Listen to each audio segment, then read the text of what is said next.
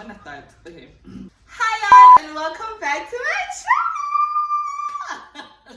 Welcome back to my channel. If you are new here, my name is Nyeletis Ketana, and I am your Christian sister. If you've been looking, you have found her. And if you're a returning subscriber, welcome back to the family. Welcome back to the channel. Please make sure to like, comment, and subscribe, and click the notification button so you know when the content comes through again. Just click that notification button. Anyways, welcome to this video. In this video, I have a very special guest with me right here. I'm gonna let her introduce herself, and then we'll get right into the video. Hi guys, I am Ora, a friend of Nyeletis. Very excited to be on this channel. I'm excited. Thank you for having me. I'm honored. Honored. You know, thank you guys for supporting the movement. You know, my Jesus story is a movement. You know what I'm saying? So it's a movement. Excited to be here. Thank you for being here.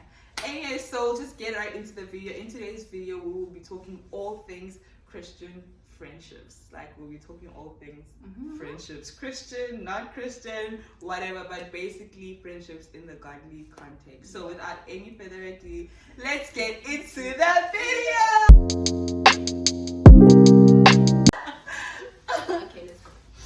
Okay, awesome. So yeah, this is Ora, and a lot of you guys would have probably seen her on all my socials. We are like really close friends, and we live together. And yeah, no man, I met her cooking at church. So do you want to tell me a story of how we met? So I joined CRC last year September-ish. Yeah, the first week of September. And then I got a call, obviously, and I joined Homestyle. And it just so happened that the Homestyle I was joining was my good sister's posted over here. The first week was online, but then eventually when I did decide to join them in person, she was the kindest person in the room, guys. She was so welcoming. She said, so I sat next to her, and then we went out for coffee. That was a coffee, not a follow-up. Yeah, no, we ate even. Yeah. That one went to bootleggers. Yeah. And then we spoke, and I was like, no man, she's Gimoto, you know, like yeah. And then there's this history, really. Now we're here. Like 2-3 months later, we moved in together. Or I was obsessed with you guys. Like, I was just like, this girl, it's giving obsession. The laws, yeah.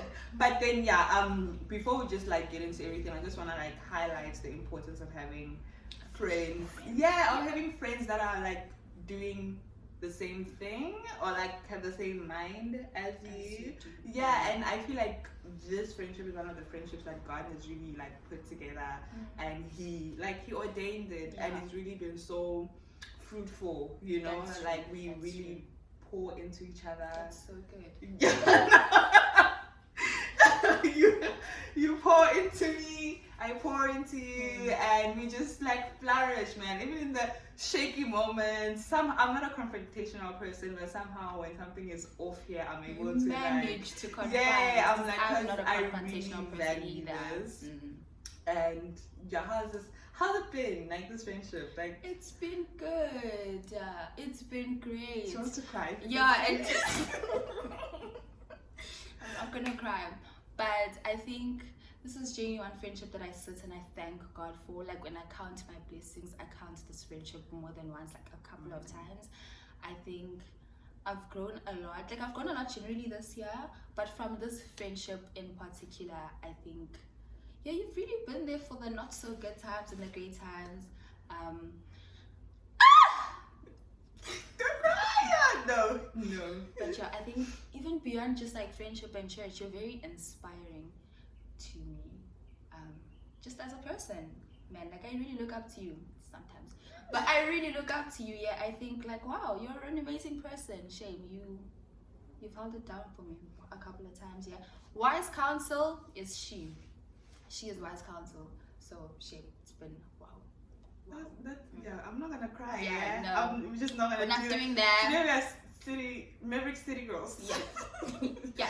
But yeah, that leads me to this scripture in the Bible, Proverbs 18 verse 24. It says, "The man of too many friends will be broken in pieces and come to ruin, but there is a true loving friend who is reliable and sticks closer than a brother. And I think, wow, when I think of that scripture, I'm like, yeah, no, when you have too many friends, it's okay if you have like a big group of friends, but you really need those people that are gonna be like your people and your wise counsel, like you're saying, and they're gonna be like there for you in the dark time, like in the time where it's like, hey, you need those people that are gonna be there for you. And I think that's why this video is very important, because I've talked to quite a few people who really want to break away from their worldly ways and want to break it, like step into the whole Christian thing. But the thought of leaving all your friends, you know, like not all your friends are gonna come to church instantly. A lot of them won't even just come, like, at all. You know, and then you want to be that one person that wants to come to church, and you want to stop doing all those things that you and your friends used to do. And it's like, how? And I think a lot of people hold back because you want to step into the church, and it's not the easiest thing. Like, you find people who are gonna welcome you, like, hey, welcome to church and stuff like that, and then it's like it ends there. And then I think it's almost like a lonely process. Like, it's daunting because you break away from like everyone you want to, but you step into all of that alone, and you leave all your friends and all your people behind. And it's like, who do you look to, you know, in that first week or first 2 weeks of breaking away from everything? And it could take months. It could. Like it could really take a very long time. Like, it doesn't mean that when you go to church in the first week, you're just gonna find your friends and it's gonna be like a Christian community. So like, wow! You know? It could take a long time. A while. I remember when I first went to church, like, obviously the person who invited me, like, I knew them, but they knew everyone in the church. They knew everyone in the church. So I was like, yo, like, who am I gonna talk to? Because they went around greeting everyone, and I'm not much of a social butterfly, so I'm not the type to go greet everyone. Like, they went on about greeting everyone, and I'll just be sitting in my corner and like, okay, when are you finishing? Let's go home.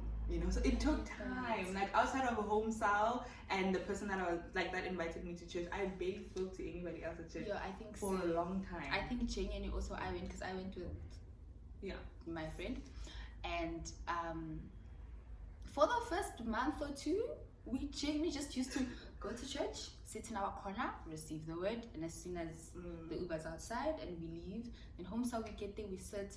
I barely spoke at home cell, really.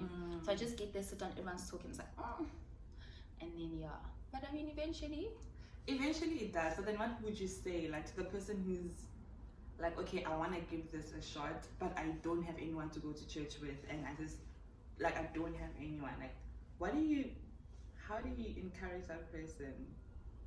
What do you tell that person? I think just do it afraid. I think it is easier said than done. Going to a completely new church even by yourself is the most daunting experience, but I think even in that you learn to be independent, you learn to stand on your own, and you're like, you know what, I'm going to church not necessarily for friends. It's great to have a community, don't get me wrong, but you're not going for friends. You're not going because your friends are hyping you up. You're going because you genuinely want an intimate relationship with God. You're going because you want to fellowship with other people, you know. And then once you're there, genuinely everything will work out. But then again, realize that you're not working on your own timing, you know, it's in God's timing. So you sit down, talk to your God, like, hey, listen, I want to do this thing and I want to give it my all, and it's a bit lonely, but His will and not yours. Then eventually, shame, a week, 2 weeks, you're alone, but the third week someone comes up, greets you, and then before you know it, you have a community of people, you know. And you're having so much fun. I'm having so much fun. God bless my community. You literally have so much fun with, like, a church community. But then again, like, there's navigating the friendships that you're now breaking away from, you know, because the Bible does say bad company corrupts good character, you know. And not to say that your friends, that's the thing, guys, like, when you come to church and you devote your life to Jesus, it doesn't say all the friends that you had are bad people or like they're absolutely terrible. They're not. Like, you probably had some of the most amazing friends and they just don't necessarily believe in God or are devoted to God, but they have the most loving hearts and they've been there for you and they've held it down for you. That doesn't mean, like, this is a, like, whatever, take a disclaimer warning or whatever, that doesn't mean leave your friends, like, isolate, ice out, and just become cold and become a different person. That's not Jesus. That's not the heart of Jesus. That's not how Jesus moved, you know? Yeah. So I think whilst trying to move into the church scene and trying to, you know, devote your life to God, still maintain the good friendships. Yeah, nurture the good friendships, the ones that really pushed you and were there for you. Now the ones that really just wanting to take you to the club, then my good sis, pack it up. Pack it up. It was good while it lasted. It was good, yeah. No, pack it up. But it can be like really sad because you go back to the same spaces that you come from. That's like true. if you are living with them, you're going back to the same You're house. going back to that house. You are going to attend a lecture tomorrow at 8 a.m. together. Exactly. Yeah. That's sad. Like how do you even navigate that? How do you even like how do you even navigate that? You see, I think navigating it depends on your character. Because I think with me, when I experienced that, it was sad when I realized. Because eventually, yes, you're gonna go back to the same house, you're going back to the same table essentially. You know, if one of your friends has a birthday dinner, you're all going to be there. But it gets to a point where you fully feel like you can't relate to them anymore. You know, like there's just nothing. We used to talk about clubbing, we used to talk about boys, but those things just don't entice me anymore. And I just feel like there's a wall that's preventing us from relating. So it sucks, but I think eventually everything will just start crumbling. It does. Oh, it's so sad.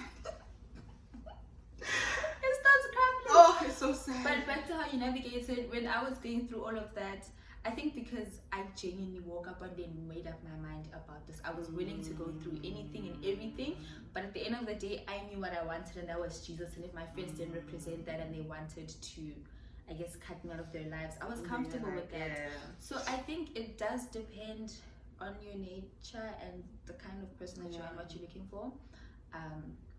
So I guess how to advise on navigating because it really sucks, man. Like it genuinely, I'm gonna tell you this, there's nights that you're gonna spend like crying and like feeling lonely, and you feel so alone. You feel so alone. You feel so alone. I was so miserable before finding you guys. Before finding my church community, I was down, horrendous. Oh my word, it was so sad. It was so sad. It was sad. I must have felt. And you start questioning like, God, you said I can come to you. You're like, I don't have. When they stop inviting you, they stop inviting you. Please invite us and give us, like, allow me to say no. Even if you know I'm not gonna go, allow me. You know what I'm saying? They stop inviting you. They stop just filling you in on things. And now you don't know about like, say their boyfriends or like, you know, the drama that's happening in their life because they don't want to tell you because now it's like, oh my, she's all holy. And then you start maybe getting a label or two. You know what I'm saying? Oh, Miss Holy, Miss Mamfundisi. They just be doing so much. And it's genuinely like, it's really sad. But if there are people that genuinely love you, they will respect the journey. They will respect the journey and they'll respect the process and they'll love you in that. I know I have friends who are not Christian like at all, but whatever big moment has happened in my faith walk, they showed up and they've been there. And there are people that I can even talk to them like, hey, I'm facing this and this and this at church, and they're like, hey yo, you know, tackle it like A, B, C, D, E. They advise where they can. Like some of them will even say, I can't give you biblical advice because that's not my field, but I can tell you to do A, B, C, and maybe go talk to someone in church who can give you biblical advice. So if there's people that genuinely really loved you, they'll understand. And if they don't understand them, they never really were there for you. They are not for you. They are not your people. That's true. They never really were there for you. So it's gonna be really sad, but it's a very necessary process. It is. Yeah. Because once you come out of that so grown, first of all, and then you know what you want. Like, because you spent a whole year working on you and talking to God about what you want, you know, and being exposed. Like Instagram and social media will expose you to different Christian friendships. That's true. You know, you'll get exposed to so many things. Yeah. TikTokers that are like Christians and friend groups, and they're doing all these things, and you're like, yo, I want to be Christian together. Yes. Yeah. Exactly, but you get exposed to all those things, and you're like, this is exactly what I want. So when you come out of that season of loneliness or whatever, you know exactly what you want, and you flourish, and you're like, wow, this is what I'm building. So if you're in that space where you want to break away and you want to step into fully devoting your life to Jesus, but you're like, yo, I'm so alone, I'm gonna do it alone. You're not alone, you know, God is there with you, and this season of isolation is very necessary for where He wants to take you. It's a necessary process. Like, it sucks. Look, it sucks, but it's absolutely necessary. Exactly. And it's also temporary. I think one thing it's also taught me is to value quality over quantity. Like, just this entire Christian friend thing and loneliness and isolation, it's genuinely taught me to value. Like, the friendships I have right now, I have a handful of friends, but I'd have that any day over the 20 friends that I had that added no value to my. I mean, love you loads, CC. Don't get me wrong, yeah. But I think the handful of friends I have right now, top tier. And that's because they're rooted in Christ. Very important, I think, of having friends who are rooted in Christ, who will literally, they will love you from a Jesus's perspective. You know, they will love you the biblical way, with understanding what you want, and they want the best for you. Like, I want to see you flourish in your spiritual walk more than anything else. Like, obviously, we'll cheer for career goals, relationship goals, everything. Look, but your spiritual journey is what matters to me, and anything that I see in you that I'm like, this is gonna hinder, you know, the progress, I'm like, ayo, are we? And I think it's that about Christian friends, because worldly friends or non-Christian friends, whatever we're gonna call them, they advise you from a world's point of view. Like, they are of this world, and so, you know, sometimes we're Christians, but sometimes you know. So if I go to my worldly friend and I'm like, your friend, look, this is the situation, they will 100% hype that because it makes sense to them. You know, that is their life. That's what their life represents. But when you go to your Christian friend and you're like, friend, they will quick, fast, and a hurry shut that down. Like, we don't do that. We are children of the Most High King, and that's not how we act. You know? And I think it's very necessary. Like, it's very necessary to just know that you have a group of people that understand that we are in this world, but we are not of it, and we are not going to partake in the things that the world. And you enjoy life and you have fun, but everybody at the back of their heads is aware that of their identity. First and the and foremost, we represent Jesus Christ, and whatever we do needs to glorify His name. Exactly. So have fun, but responsible Christian, godly. Responsible, godly Christian fun. Clean fun, not good fun. Wake up in the morning without a headache fun. Like, wake up in the morning not feeling guilty fun. Where are you? Wake up in the morning not sick fun. You know, like the fun where you are healthy and well. Okay, and before we actually conclude this video, I think it's very necessary to talk about how to find your people. There's this book called Find Your People.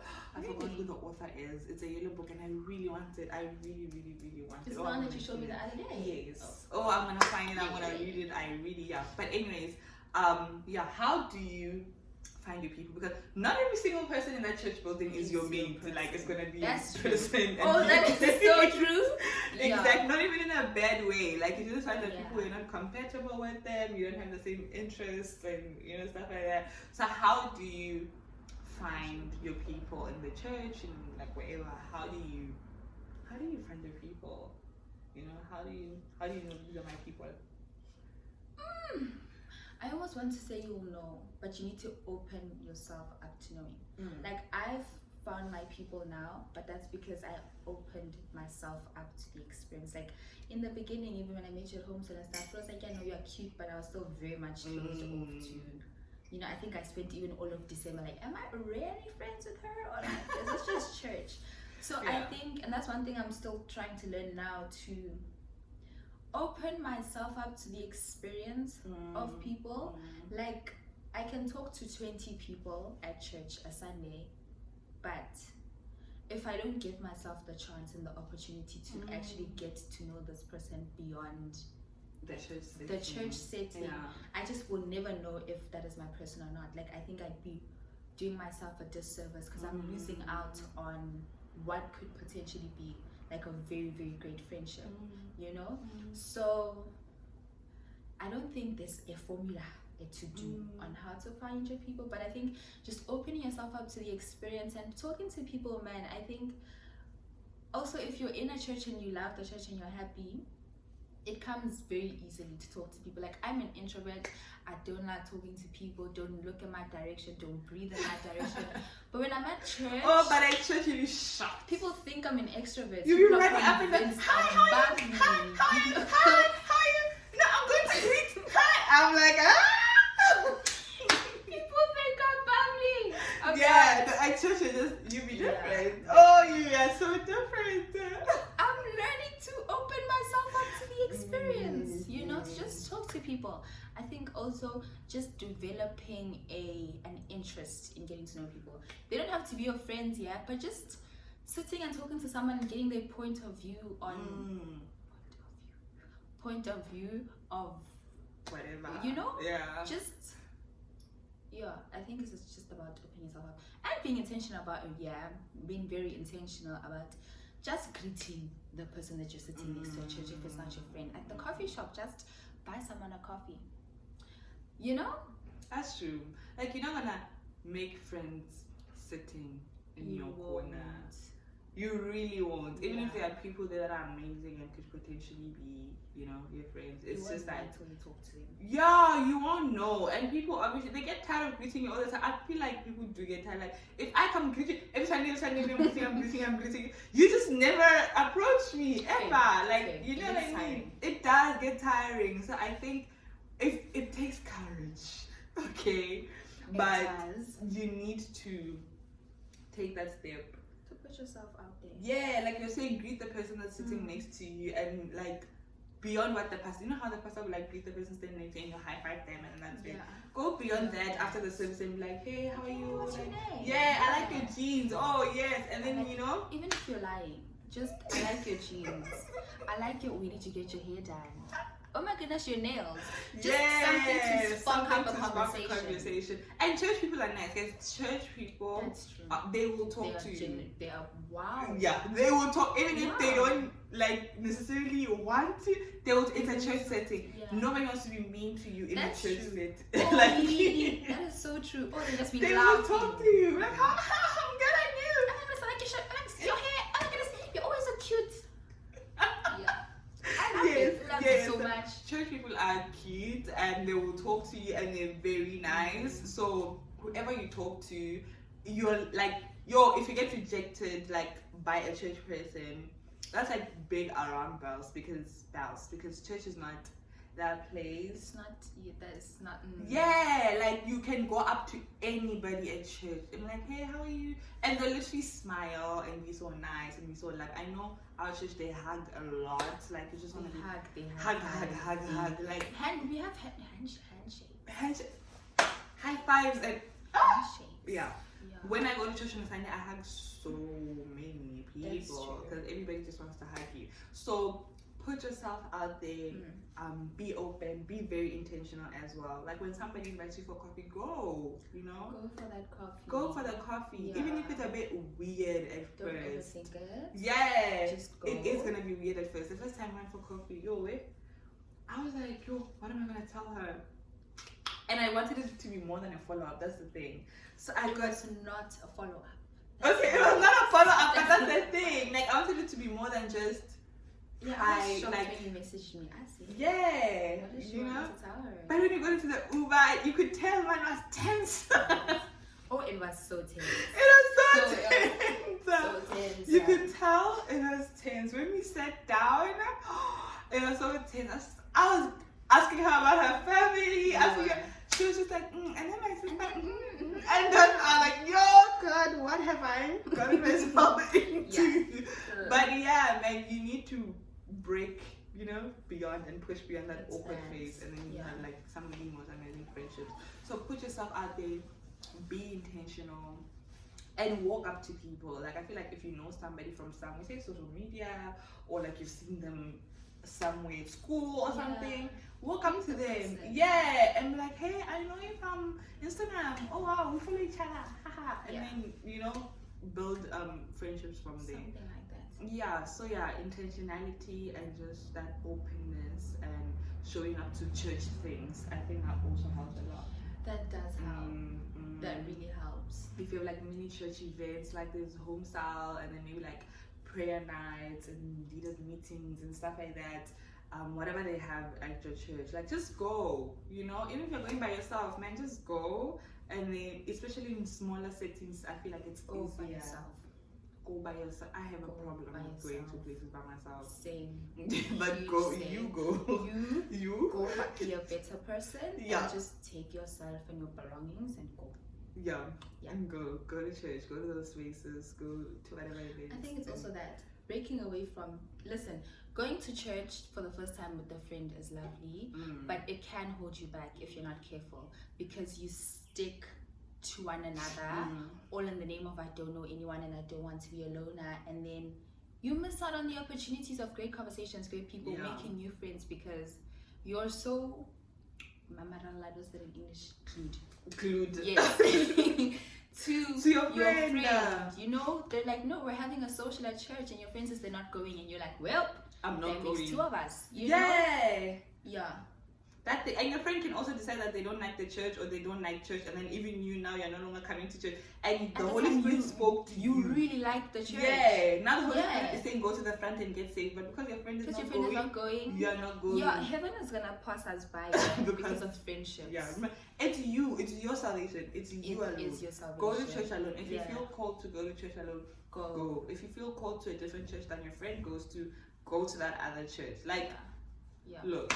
Hey, but also put yourself out there, go to church things, and just pray for these friendships more than anything. And God answers prayers, shame. He really does. It might take a good 7 months, but at the end, why was I crying for so long for friendships? But it's fine, because this was the product of my prayer now. So exactly. It was worth it. Exactly. It was worth it. So pray for your friendships. Pray for the friendships. Be very specific in what you want. Say God.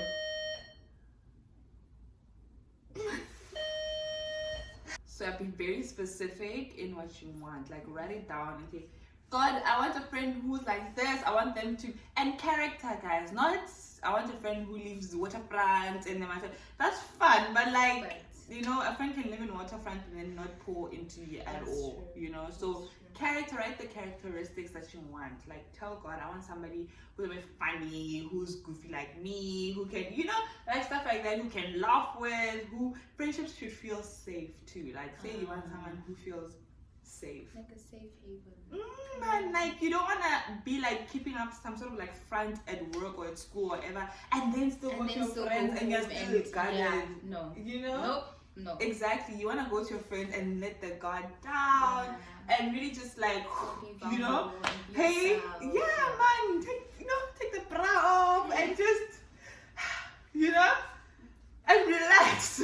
Relax in the presence of your friend. So be very specific and pray, and God answers prayer. The Bible talks about gathering, and it talks about friendships, and it talks about community so much, which means God did design us for community. And He wants community for us, and God wouldn't design us for something that He wouldn't provide for us. That's true.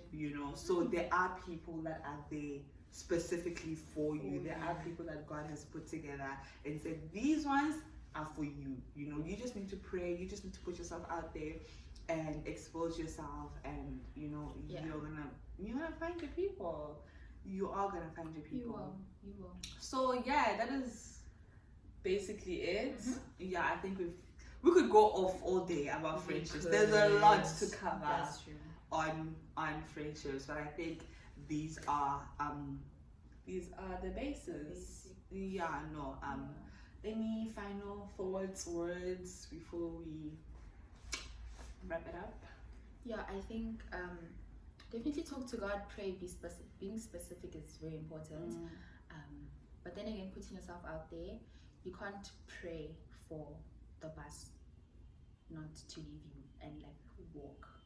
You pray while running. That's true. That's true. You're like, oh Lord, please, it must just wait 2 more minutes. But And you're then running, Yeah. So even in life, like in friendships and church, be intentional, take the necessary steps, pray about it, talk to God, but also do your part. Like there's a God part and there's a man part. And so you need to be intentional and partnering with God and doing your part so that everything can work together for your good. That's true. That's very true. And guys, look, reach out to social media if you see certain people and you start building community online, and then one day you're meeting and boom, great friendships, stuff like that. So on that note, let's connect on the socials. Here's Aura's handle, and then this is my handle. So let's connect on the socials. Let's be friends. Let's let's just help each other. Let's build a sisterhood. Where I come from, Sisterhood. Let's build a sisterhood. I'll also link our socials down below. But thank you guys so much for watching up until this point. Or I thank you for being here, having this conversation. But thank you for being the friend that you are. I'm very blessed to have you in my life. Like, oh my God, yeah. I am so blessed to have you in my life, and really, really appreciate your presence in my life and you being the person that you are. So it's getting very senti emo. It's getting senti. But yeah, guys, thank you so much for watching. Thank you for supporting this channel. Please like, comment, and subscribe. Tell your friends, tell their friends, and their friends, and their friends at this side. We're making Jesus known one story at a time. Love you so much, guys, and see